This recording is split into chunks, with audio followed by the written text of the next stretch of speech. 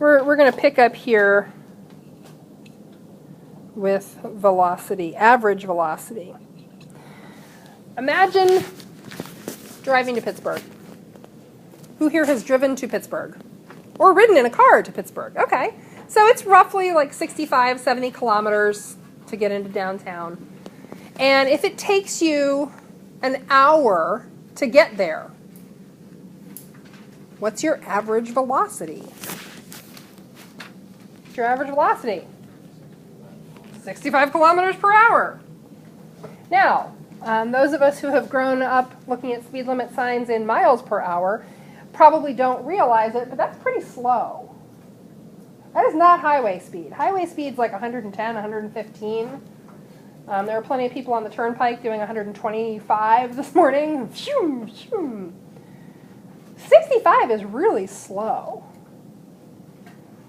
Were you going 65 the whole time? Heck no. Well, first of all, you started from zero, and unless you're driving some sort of jet-powered beast that you built in your own garage, it takes some time to get up to speed. You probably had 1 or 2 stop signs or stoplights or whatever else. So, no, you didn't go a consistent speed the whole trip. But your average velocity is still 65 kilometers per hour. I have a dear friend who, she's a little neurotic, but that's okay. I've known her for a very long time, and I love her very much. I can live with her neuroses. She's been living with mine for a long time. And she gets very nervous about car trips because, and this is a direct quote, she once decided who to drive to Canada with based on who she thought wouldn't be mad if she had to pee a lot. Because a trip from here to Canada, which was about 5 hours to where we were going, was going to require 4 or 5 bathroom stops for her. Because she likes to drink very large things of iced tea in the car, and it moves through her. And she was not about to ride with anybody who she thought was going to give her the stink eye for saying, I need to pee again. And so she based her entire decision about who to drive to Canada with on who would be cool with her having to stop and pee frequently. So if you happen to be in the car with my dear friend, and let's see, the trip to Canada is probably, I'd have to look it up, to Toronto, 300 kilometers? I don't know.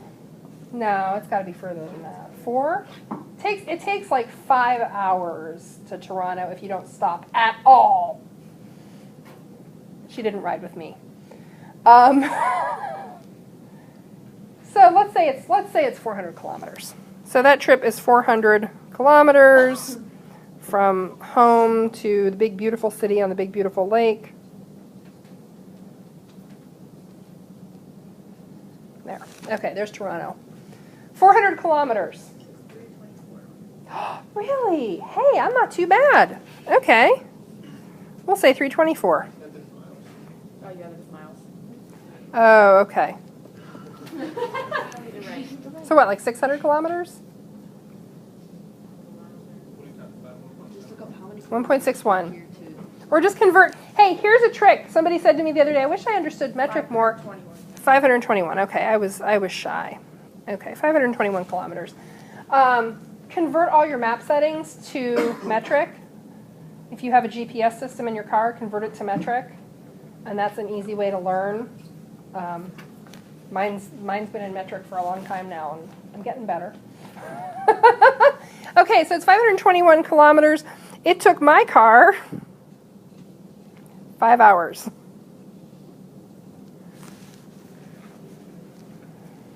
So what was me and the people in my lucky car who didn't have to stop to pee 5 times, what was our average velocity? 521 kilometers, 5.0 hours, and there could have been some change there. That's a pretty zippy average speed. We didn't stop to pee.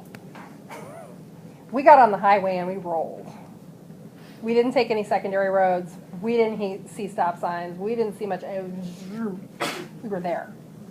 Now, my dear friends in the other car,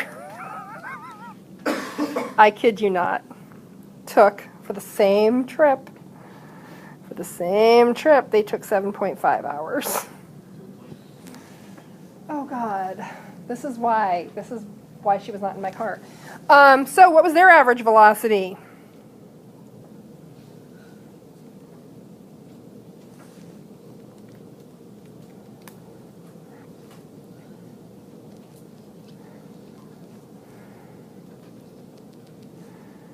How many sig figs do we get? 2. Okay, so 69 kilometers per hour.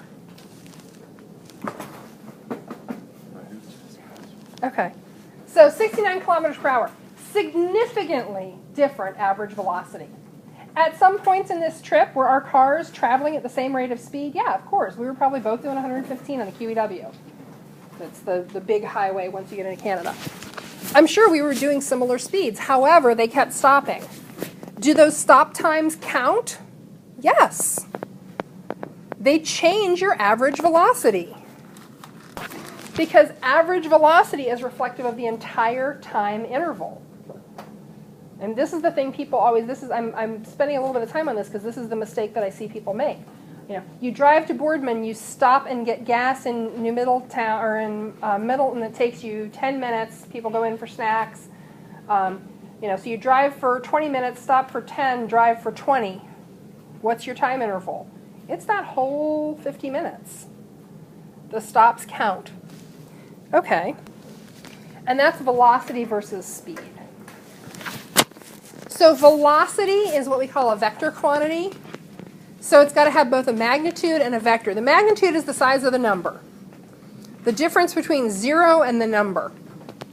And you're used to thinking about magnitude in terms of negative numbers. Well, the magnitude of the number is just how far from 0 it is on a number line. Vector is probably a new concept for you, and that's direction. So, speed is all about magnitude. If I'm going 10 meters per second forward, backwards, sideways, up in the air, it's all the same. It's a scalar quantity. It does not, Gesundheit, have a direction. Velocity is a little different because velocity is both speed with direction. Now, when we get into acceleration, we'll start to talk about what that means for a road like Route 7 between here and Rogers. And some of you are probably already leaping ahead and making connections. That's good. You can have two objects moving at the same speed, but with different velocities because they're driving in different directions. Okay, so I'm given the problem. I've gone ahead. We only have, as I said, we only have one equation so far, so that's the one I'm going to use. I've listed my variables. Average velocity is 6.02 meters per second to the east. Delta t is 137 seconds. And delta x is what I'd like to know. So 6.02 meters per second east times 137 seconds equals delta x. Now, we can do a little bit of dimensional analysis here. What? I thought we were done with that. No. Meters per second times seconds. The seconds will cancel. My answer will be in meters. Is that an appropriate units for a distance? Yeah. Good. I'm good. I get a raw answer of 824.74 meters for delta x. How many sig figs do I have? 3. So 825 meters is my delta x. I'm going to give you something at this point before you get started.